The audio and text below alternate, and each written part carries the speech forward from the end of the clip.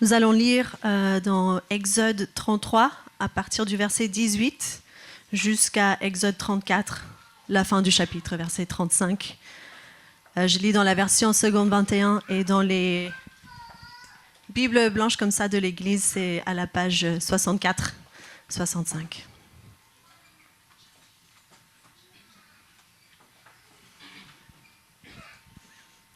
Lisons. Moïse dit: Fais-moi donc voir ta gloire. L'Éternel répondit: Je ferai passer devant toi toute ma bonté, et je proclamerai devant toi le nom de l'Éternel. Je fais grâce à qui je veux faire grâce, et j'ai compassion de qui je veux avoir compassion. Il ajouta: Tu ne pourras pas voir mon visage, car l'homme ne peut me voir et vivre.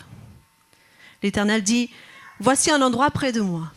Tu te tiendras sur le rocher. Quand ma gloire passera, je te mettrai dans un creux du rocher et je te couvrirai de ma main jusqu'à ce que je sois passé. Lorsque j'écarterai ma main, tu me verras par derrière, mais mon visage ne pourra pas être vu. L'Éternel dit à Moïse: Taille deux tables de pierre pareilles aux premières, et j'y écrirai les paroles qui étaient gravées sur les premières tables que tu as brisées. Sois prêt de bonne heure. Tu graviras dès le matin le mont Sinaï, et tu t'y tiendras devant moi, au sommet de la montagne.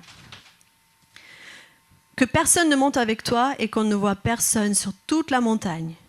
Que pas même le petit et le gros bétail ne broutent près de cette montagne. Moïse tailla 2 tables de pierre pareilles aux premières. Il se leva de bon matin et gravit le mont Sinaï, conformément à l'ordre que l'Éternel lui avait donné. Il prit avec lui les 2 tables de pierre.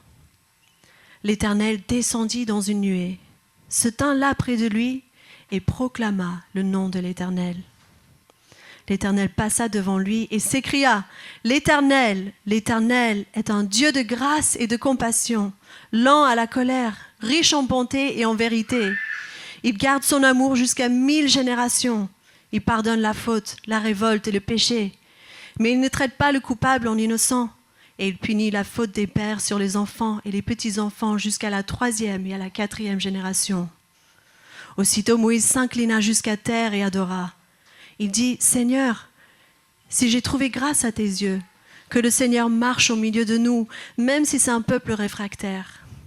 Pardonne nos fautes et nos péchés, et prends-nous pour ta possession.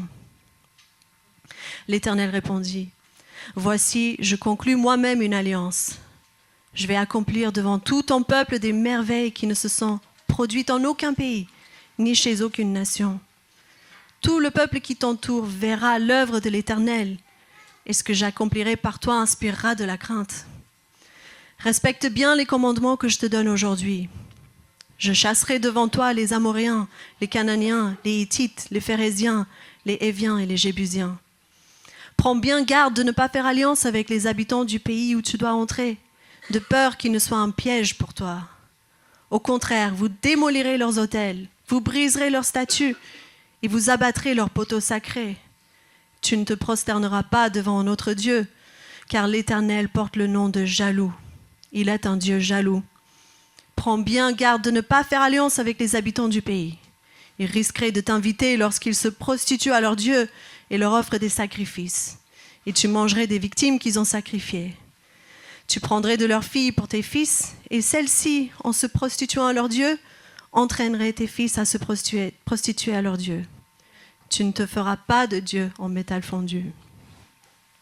Tu observeras la fête des pains sans levain. Pendant 7 jours, au moment fixé du mois des épis, tu mangeras des pains sans levain, comme je t'en ai donné l'ordre. En effet, c'est au cours du mois des épis que tu es sorti d'Égypte. Tout premier-né m'appartient. Même tout mâle premier-né dans les troupeaux de gros et de petits bétail. Tu rachèteras le premier-né de l'âne avec un agneau. Si tu ne le rachètes pas, tu lui briseras la nuque. Tu rachèteras tout premier-né de tes fils. On ne se présentera pas les mains vides devant moi. Pendant 6 jours, tu travailleras et tu te reposeras le 7e jour. Tu te reposeras, même à l'époque du labour et de la moisson. Tu célébreras la fête des semaines au moment des premières moissons de blé, et la fête de la récolte à la fin de l'année. 3 fois par an, tous les hommes se présenteront devant le Seigneur l'Éternel, le Dieu d'Israël. En effet, je chasserai les nations devant toi et j'agrandirai ton territoire. Et personne ne cherchera à s'emparer de ton pays pendant que tu monteras te présenter devant l'Éternel ton Dieu 3 fois par an. Tu n'offriras pas sur du pain levé le sang de la victime sacrifiée en mon honneur, et l'on ne gardera pas le sacrifice de la Pâque pendant la nuit jusqu'au matin. Tu apporteras à la maison de l'Éternel ton Dieu les tout premiers produits de ton sol. Tu ne feras pas cuire un chevreau dans le lait de sa mère. L'Éternel dit à Moïse, « Écris ces paroles, car c'est sur cette base que je conclus une alliance avec toi et avec Israël. » Moïse resta là avec l'Éternel 40 jours et 40 nuits. Il ne mangea pas de pain et ne but pas d'eau. Et l'Éternel écrivit sur les tables les paroles de l'alliance, les 10 paroles. Moïse descendit du mont Sinaï, les 2 tables du témoignage à la main. Il ne savait pas que la peau de son visage rayonnait parce qu'il avait parlé avec l'Éternel. Aaron et tous les Israélites regardaient Moïse et virent que la peau de son visage rayonnait. Ils eurent alors peur de s'approcher de lui. Moïse les appela. Aaron et tous les chefs de l'assemblée vinrent vers lui et il leur parla. Après cela, tous les Israélites s'approchèrent et il leur donna tous les ordres qu'il avait reçus de l'Éternel sur le mont Sinaï. Lorsque Moïse eut fini de leur parler, il mit un voile sur son visage. Quand Moïse entrait dans la présence de l'Éternel pour parler avec lui, il retirait le voile jusqu'au moment où il ressortait. Et quand il sortait, il transmettait aux Israélites les commandements qu'il avait reçus. Les Israélites regardaient le visage de Moïse et voyaient que la peau de son visage rayonnait. Et Moïse remettait le voile sur son visage jusqu'au moment où il entrait pour parler avec l'Éternel. Jusqu'ici, la parole de Dieu. Merci beaucoup, Maria, et merci à vous tous de garder ce texte ouvert devant nos yeux. On aura besoin de le suivre ensemble. Alors, depuis plusieurs dimanches, on se pose la question d'où regarder quand on se rend compte que notre relation avec Dieu est brisée. Où regarder quand on comprend qu'à cause de nos péchés, notre Dieu aurait toutes les raisons pour nous dire que c'est fini. Et ce matin, on va se demander, est-ce que la grâce suffit? Est-ce que la grâce suffit? Alors, quelle question, vous me direz. Bien sûr que la grâce suffit. La grâce, c'est notre plus grand sujet de louange. C'est l'air qu'on respire. C'est le terrain ferme sur lequel on marche. On peut penser au chant qu'on chante dimanche après dimanche. Ta grâce est incroyable. Je ne vais pas chanter. Ça fera grâce à personne. C'est par la grâce que nous venons. Grâce infinie. Bien sûr que la grâce suffit. Je reformule la question. J'ai déjà essayé d'expliquer à mes enfants ce qu'est la grâce en disant que la grâce, c'est quand Dieu nous donne ce qu'on ne mérite pas. Le libre choix de Dieu, en raison de son caractère, de nous donner ce qu'on ne mérite pas. Et donc ma question ce matin, c'est est-ce que cette grâce suffit ? Je pense à des conversations avec des amis musulmans à qui j'ai demandé « Tu crois qu'il t'arrivera quoi après la mort ?» Mes bonnes et mauvaises œuvres seront pesées dans une balance et si mes bonnes œuvres pèsent plus lourd que les mauvaises, j'irai au paradis. Je réponds « Et est-ce que tu penses que tu as fait assez ?» Ah, ça je ne sais pas. Mais Allah est compatissant et miséricordieux et il peut choisir, juste comme ça, de me pardonner. Libre choix de Dieu, en raison de son caractère, de nous donner ce qu'on ne mérite pas. La grâce comprise comme ça, de la part du Dieu vivant, du Dieu de la Bible, suffit-elle ? Le danger, si on comprend la grâce de cette façon, c'est d'être hanté par cette petite crainte. Et si cette fois-ci je suis allé trop loin? Et si j'ai trop abusé de la générosité de Dieu, est-ce que la grâce suffit? On est dans une section du livre d'Exode qui parle de comment un Dieu saint peut vivre au milieu d'un peuple pécheur. Dieu a donné à Moïse les instructions pour le tabernacle, la tente de sa demeure, mais entre-temps, les Israélites se sont impatientés et ont fabriqué et adoré un veau d'or. Dimanche dernier, Jason nous a parlé de comment Moïse joue le rôle d'intermédiaire pour éviter que Dieu abandonne son peuple malgré leur infidélité. Moïse plaide, « Tu m'as dit que je suis ton ami. Mais comment cela va-t-il se savoir si tu ne continues pas d'accompagner Israël ?» Moïse, l'ami de Dieu, supplie Dieu de faire profiter les autres aussi de leur amitié. Et Dieu répond, « Je ferai ce que tu demandes parce que tu as trouvé grâce à mes yeux. » Mais pour Moïse, ça a dû sembler un peu trop beau pour être vrai. Ils avaient péché, ils méritaient que la relation soit terminée, et voici que Dieu décide de leur donner une nouvelle chance.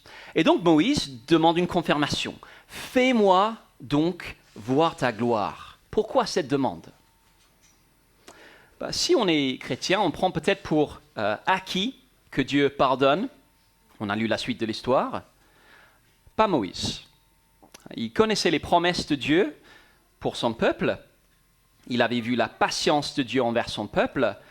Mais que Dieu puisse pardonner après un si grand péché, ça devait lui sembler difficile à croire. Et donc il demande de voir la gloire de Dieu, c'est-à-dire qui est vraiment ce Dieu qui annonce des choses aussi surprenantes. Et ça nous amène à notre premier point. Est-ce que la grâce de Dieu suffit? Notre Dieu est un Dieu d'une grâce abondante. Premièrement, être disposé à aimer, à pardonner, à faire grâce, voilà tout simplement le caractère même de notre Dieu. Alors je ne sais pas comment tu as l'habitude de te présenter aux autres. Je m'appelle X et je suis X, ça dépend souvent du contexte. À l'église, je m'appelle Joe, je viens à Connexion depuis X semaines, mois, années. Au travail, je m'appelle un tel, je suis, et puis je donne le nom de mon poste. Si on a un accent, je m'appelle Joe et je viens de tel pays. Si on a une femme exceptionnelle, je m'appelle Joe et je suis le mari d'Anne-Sophie. Mais quand il n'y a pas de contexte précis, et que tu te présentes à tout le monde, peut-être un statut sur WhatsApp, une bio sur les réseaux sociaux, comment tu te présentes aux autres? Qu'est-ce que tu pourrais dire qui expliquerait qui tu es au niveau le plus profond? Je m'appelle Joe, je suis... 3 petits points. 3 points de suspension. Moïse avait demandé de voir la gloire de Dieu.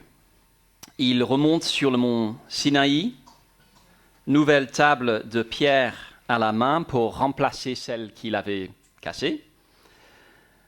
Si c'était toi et que tu n'avais pas lu la suite, à quoi est-ce que tu te serais attendu à ce moment-là? Qu'est-ce que tu aurais imaginé voir comme manifestation de la gloire de Dieu? Peut-être à des miracles, la montagne qui tremble, le feu qui descend, les lois de la nature suspendues. Peut-être avoir quelque chose d'encore plus impressionnant que cela. En réalité, Moïse ne voit pas grand-chose. Dieu descend, mais il cache Moïse dans le creux d'un rocher, le couvre de sa main et fait passer sa gloire devant lui. Moïse ne voit presque rien. Mais il entend quelque chose. Suivez avec moi. Exode 34, verset 6.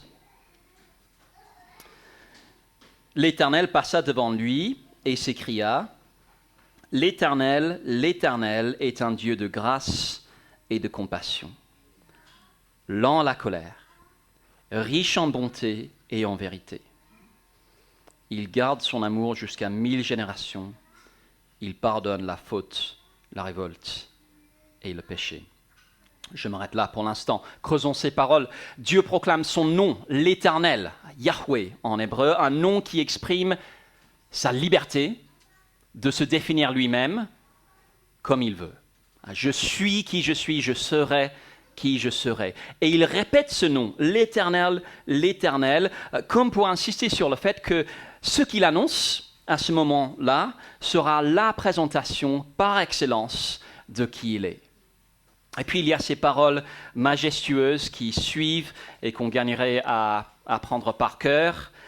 Un Dieu de grâce et de compassion, c'est-à-dire qui nous donne ce qu'on ne mérite pas et qui ne nous donne pas ce qu'on mérite. Lent à la colère, voilà, qui devrait corriger les fausses idées qu'on pourrait avoir du Dieu de l'Ancien Testament. Cet été, au camp d'ados chrétiens où plusieurs ici ont servi, on a dû gérer une nuit des fugues nocturnes. Et je peux vous dire que quand à 4 heures du matin, 2 jeunes qu'on cherchait dans des champs depuis 1h30 se sont enfin pointés, ma colère n'était pas lente à s'enflammer. Dieu n'est pas comme ça. Il est patient. Il ne part pas au quart de tour. Il nous laisse la chance pour faire demi-tour. Riche en bonté et en vérité, on pourrait traduire aussi riche en loyauté et fidélité, des mots qui expriment l'engagement de Dieu envers les siens, le fait qu'il ne les laisse pas tomber, même quand il mériterait qu'il les laisse tomber.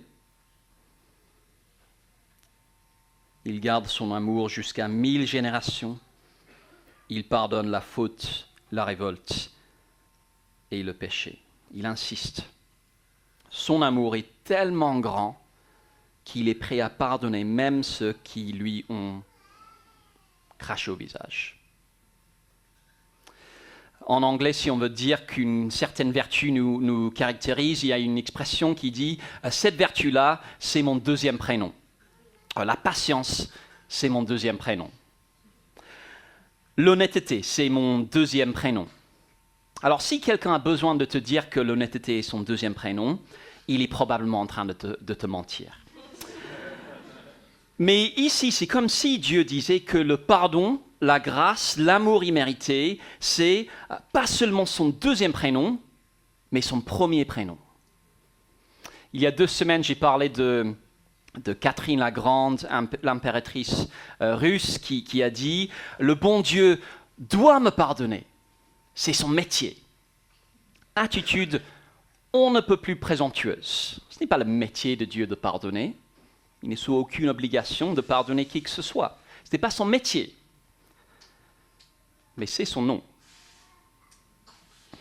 C'est comme si Dieu disait à Moïse « Tu veux savoir pourquoi j'accepte de ne pas vous abandonner, malgré votre adultère spirituel? Tu veux savoir pourquoi je suis prêt à vous donner une nouvelle chance? C'est parce que l'amour loyal, la grâce abondante et le pardon gratuit, c'est mon nom. C'est mon nom.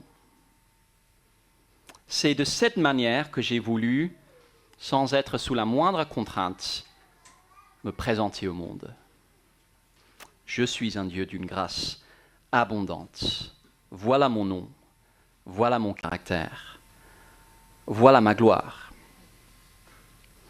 Et pensons aux autres manières dont Dieu aurait pu manifester qui il était. Certains m'ont déjà entendu en parler. L'univers contient 200 trilliards d'étoiles. Alors, je ne sais pas combien c'est un trilliard. Peut-être que quelqu'un qui a une thèse en maths pourra m'éclairer après. Je crois que c'est beaucoup. Et Dieu les a toutes créées. Pourtant, ce n'est pas ça la révélation ultime de sa gloire. L'univers, apparemment, fait 92 milliards d'années-lumière de diamètre. Dieu le gouverne. Pourtant, ce n'est pas la révélation ultime de sa gloire. La gloire de Dieu l'expression ultime de son caractère, c'est le fait que quand son peuple lui tourne le dos, rejette ses commandements et commet un adultère avec une statue en métal, il pardonne. Voilà notre Dieu. Et ce n'est pas en concurrence avec les autres descriptions de Dieu dans Exode. L'Éternel, le vaillant guerrier.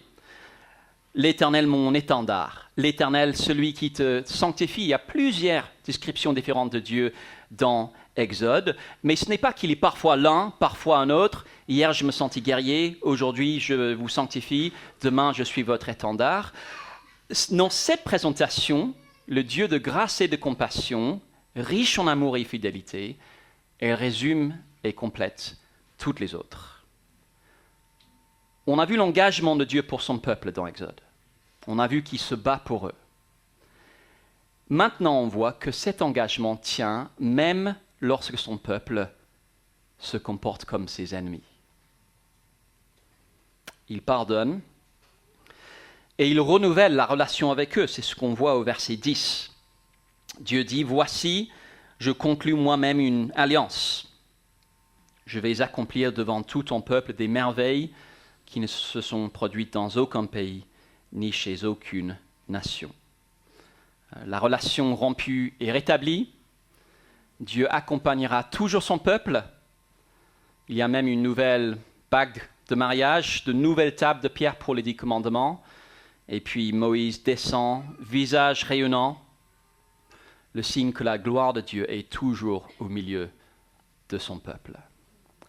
Tout ça parce que c'est le caractère de notre Dieu, la gloire de notre Dieu, de faire grâce. Alors ça doit nous interroger sur l'image qu'on se fait de Dieu. J'ai passé les premières années de mon adolescence à me comporter délibérément comme un ennemi de Dieu. Si je pouvais faire quelque chose pour offenser ceux qui croyaient en Jésus, je le faisais, à commencer par mes parents. Je détestais l'Église et je n'avais aucune envie de me conformer à l'idée que je me faisais de ce que cela voulait dire d'être chrétien. Le tournant est venu quand j'ai compris que même si je me comportais comme un ennemi de Dieu, Dieu était prêt à me pardonner. Pardon que j'ai reçu le mardi 6 février 2001. C'est la gloire de notre Dieu de faire grâce. Et ça veut dire que tant qu'on respire, ce n'est jamais trop tard de revenir à lui. Peut-être que ce matin, c'est ce que certains ont besoin de faire, venir à lui. Peut-être que d'autres fonctionnent encore avec l'image d'un Dieu sévère qui a moyennement envie de les pardonner. Ce qui fait la gloire de notre Dieu, c'est que c'est dans son caractère de pardonner. Il est d'une grâce abondante. Alors maintenant pour le rebondissement. Notre question, c'est est-ce que la grâce suffit face à une relation rompue avec Dieu ? Grâce comprise comme le libre choix de Dieu, en raison de son caractère, de nous donner ce qu'on ne mérite pas. Et ça nous amène à notre deuxième point. Grâce suffisante. Parce que la réponse à la question de si cette grâce-là suffit, en fait, c'est non. Si la grâce, c'est quand Dieu passe sur nos péchés et nous laisse simplement une nouvelle chance, en fait, on a besoin de plus. D'abord parce que, comme on le voit dans ce passage,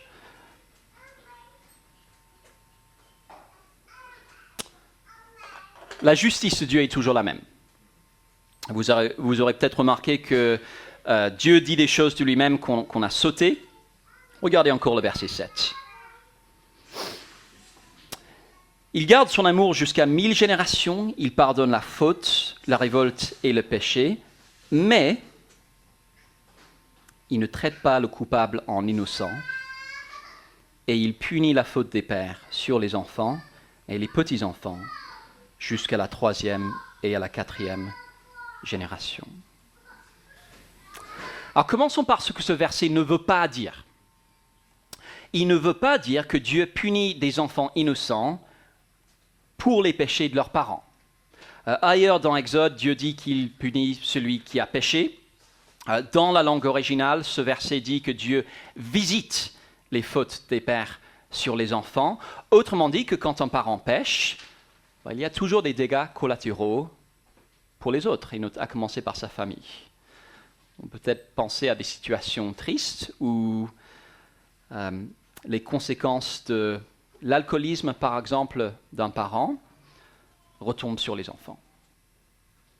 Quelque chose qui rend le péché si condamnable aux yeux de Dieu, c'est la manière dont il se répercute, rejaillit sur les autres.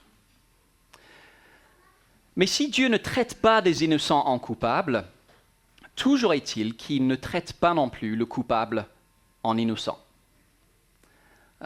Ces péchés si terribles qui se répercutent sur les autres, Dieu ne va pas juste les mettre sous le tapis.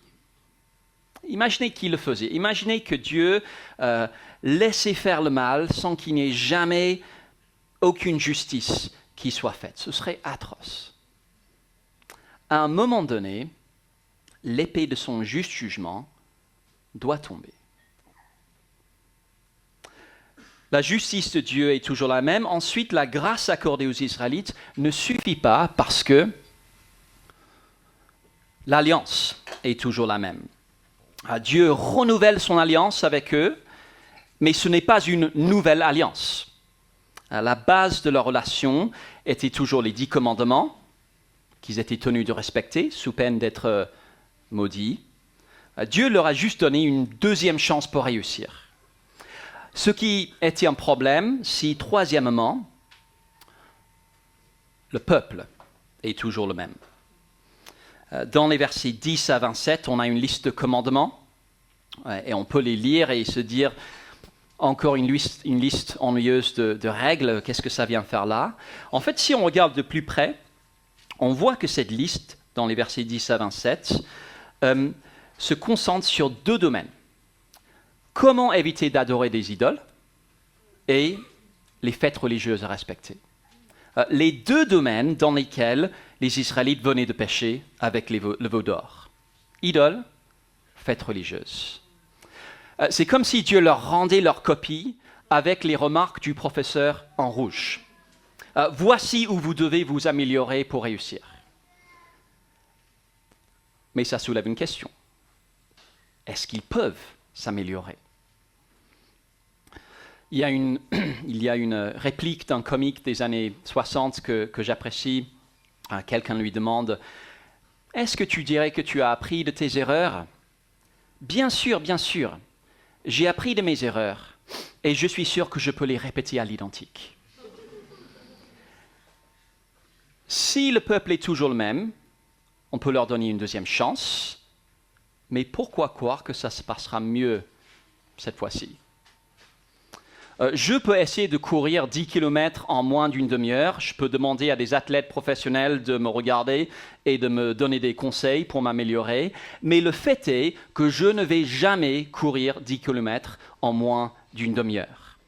À moins de me ramener 10 ans en arrière, changer toute mon alimentation, tout mon mode de vie et probablement mon ADN aussi, j'en suis incapable, peu importe le nombre de chances qu'on me donne. Le peuple est toujours le même. Et enfin, l'accès à Dieu est toujours le même, c'est-à-dire limité. Verset 30. Aaron et tous les Israélites regardèrent Moïse et virent que la peau de son visage rayonnait. Ils eurent alors peur de s'approcher de lui. La gloire de Dieu est toujours présente avec les Israélites, mais elle les effraie. Elle doit être cachée derrière un voile sur le visage de Moïse, tout comme dans le tabernacle. Elle devait être cachée derrière un rideau. Ce peuple pécheur n'a toujours qu'un accès limité à leur Dieu saint. Et ce que tout ça montre, c'est que si la grâce, c'est donner une nouvelle chance à un peuple rebelle, tourner la page et mettre nos péchés sous le tapis, comme Dieu semble le faire dans ce passage, si la grâce, c'est ça, cette grâce-là ne suffit pas. Cette grâce-là ne suffit pas. Il arrive un moment où il n'y a plus de place sous le tapis. Ça ressort de tous les côtés. Un vrai nettoyage s'impose. La grâce doit nettoyer sous le tapis. Joe, est-ce que tu n'es pas en train de contredire tout ce que tu as dit sur le pardon? Non. Mais Dieu veut nous apprendre quel est le type de grâce qu'il va nous falloir si le pardon va nous être assuré. Que ce soit insuffisant de donner une carte sortie de prison gratuitement comme au Monopoly et une deuxième chance de réussir, que ce soit insuffisant de faire cela, l'histoire l'a démontré. Ces milliers de personnes pardonnées par Dieu après le veau d'or, ils ne sont pas entrés dans la terre promise à cause de leurs péchés, sauf deux exceptions. Moïse n'est pas entré dans la terre promise à cause de son péché. Et quelques siècles plus tard, tous leurs descendants ont été exilés à Babylone à cause de leurs péchés. Dieu était lent à la colère, mais au bout d'un moment, son jugement est tombé. Pour vraiment réparer une relation brisée avec Dieu, sa grâce doit aller plus loin que simplement mettre nos péchés sous le tapis. Elle doit nettoyer sous le tapis. À la maison, on essaye de s'encourager les uns les autres à dire pardon quand il faut.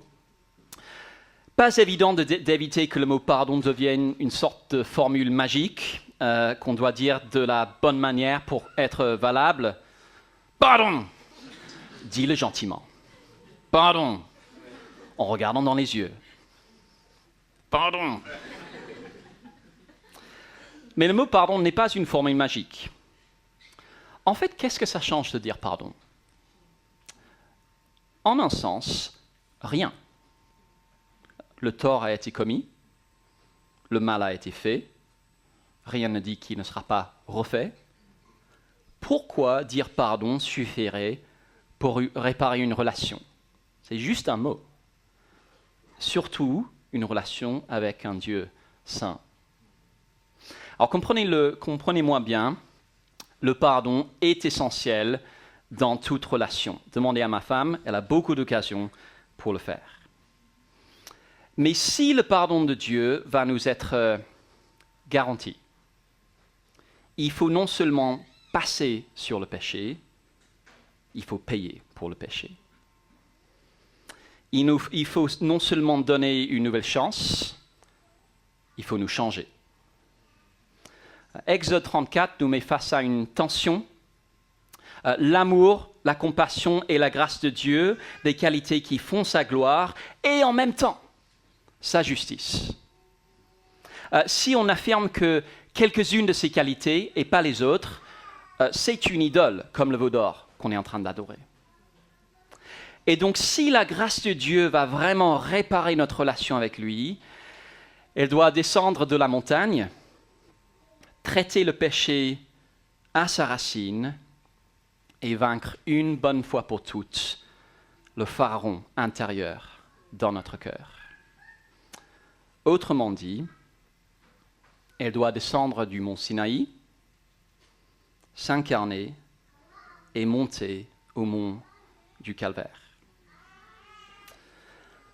On a déjà lu tout à l'heure, mais on va relire. Jean 1, verset 14, c'est page 687 dans les Bibles d'Église, et je vous invite à lire avec moi. Jean 1, verset 14.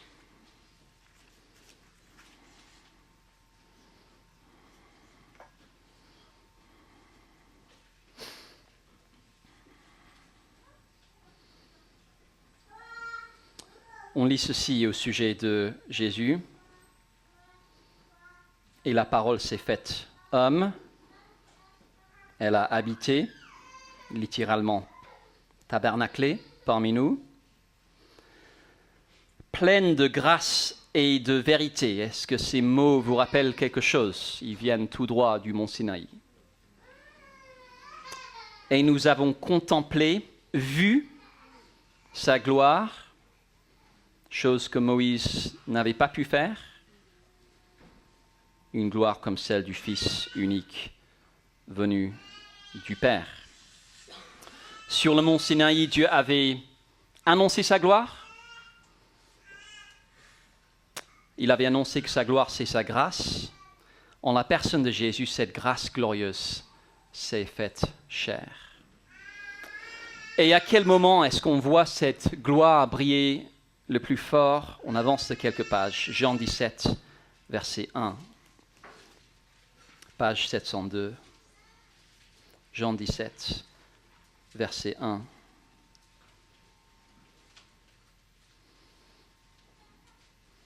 C'est la veille de la mort de Jésus. Jésus leva les yeux vers le ciel et dit, « Père, l'heure est venue, révèle la gloire de ton Fils, afin que ton Fils aussi révèle ta gloire. » Je discutais d'Exode avec un ami pasteur qui a dit que si on comprime Exode 34 au maximum, on arrive à la croix. C'est là, quand Jésus saigne pour payer pour nos péchés, qu'on voit comment Dieu peut pardonner les péchés sans tenir le coupable pour innocent. C'est la manifestation pas juste audible, mais visible, cette fois-ci, de la gloire de Dieu. Et la Bible dit qu'en contemplant la gloire de la croix, on est non seulement pardonné, mais aussi transformé de gloire en gloire à l'image de Jésus. Le pharaon intérieur est vaincu. Ou regardez, quand on se rend compte que notre relation avec Dieu est brisée, en un mot, à Christ. Tellement facile à dire, ça peut tellement vite devenir un cliché, tellement facile à dire, sans mesurer tout ce qu'il y a derrière ces mots. On dit que la grâce est gratuite. C'est vrai. Mais ça ne veut pas dire qu'il n'y a pas eu de prix à payer. Mais c'est seulement cette grâce coûteuse, transformatrice, et qui concilie l'amour et la justice de Dieu qui suffit. Alors posons-nous une question. Sur quoi comptons-nous quand nous réalisons que nous avons péché? Facile de penser que ce qui compte, c'est la qualité de notre demande de pardon. Un petit péché, il suffit de demander pardon une fois et puis on peut tourner la page. Un grand péché, il faut demander pardon 3 fois et se sentir mal toute la journée. Un très grand péché, il faut demander pardon tous les jours pendant une semaine et se priver de nourriture. On doit demander pardon. Mais ce n'est pas la qualité de notre demande qui répare quoi que ce soit. C'est sa grâce. Quand nous avons péché, comptons-nous sur la compassion de Dieu? Bien sûr. Mais comme j'ai dit au début, si on s'arrête là, à espérer que Dieu sera indulgent, on sera toujours hanté par cette petite crainte. Et si cette fois-ci je suis allé trop loin? Ce qui compte vraiment, c'est que puisque l'Éternel est riche en bonté, il a donné un sauveur capable d'accomplir et sa compassion et sa justice. 3 implications pour finir. D'abord, il y a un appel à entendre. Ce n'est jamais trop tard pour revenir à ce Dieu. En Jésus, il a fait tout le nécessaire pour nous accueillir les bras ouverts. Peut-être que c'est un appel que vous avez besoin de suivre ce matin. Mais il y a aussi un avertissement. Si j'avance dans la vie en me disant je vais faire les choses à ma manière, sans m'embêter avec Jésus, parce que de toute façon, le bon Dieu doit me pardonner, attention. Dieu désire pardonner, mais seulement si on s'incline devant le Sauveur qu'il a envoyé. Gare à moi si je prends son pardon comme un dû, tout en tournant le dos à Jésus. Mais surtout, on voit quelle est notre assurance. Ça a été ça le thème des 3 dernières semaines, l'assurance, et où la trouver quand on comprend que notre relation avec Dieu est brisée. On a dit qu'on ne la trouve pas en relativisant notre péché. Ce n'est pas si grave. On ne la trouve pas non plus en prenant le pardon de Dieu comme un dû. C'est son métier. On la trouve en mesurant d'une part la grandeur de l'obstacle, qui est notre péché, et d'autre part la grandeur de sa grâce, qui fait qu'il paye lui-même le prix fort pour que cet obstacle tombe. Si tu es comme moi, on navigue souvent entre présomption et anxiété en ce qui concerne le pardon de Dieu. Présomption, le message du pardon, c'est bon, je connais, ça me permet de vivre comme je veux en sachant que normalement ça passera. Anxiété, j'ai fait n'importe quoi, Dieu va forcément me le faire payer. Mais aucune de ces deux options n'est la bonne. Parce que ce que Dieu nous offre, c'est l'assurance. Oui, notre péché est grave. Non, Dieu n'est pas indifférent. Non, on ne peut pas s'en sortir tout seul, mais Dieu soit loué pour la gloire de sa grâce, qui va plus loin, qui paye le prix fort, et qui, en Jésus, enfin, suffit. John Newton, l'esclavagiste devenu prédicateur, auteur du cantique « Grâce infinie », a résumé, juste avant de mourir, à quoi ressemble cette grâce. Ma mémoire me quitte, mais je me souviens de 2 choses. Je suis un grand pécheur et Christ est un grand sauveur. Je vous invite à prier.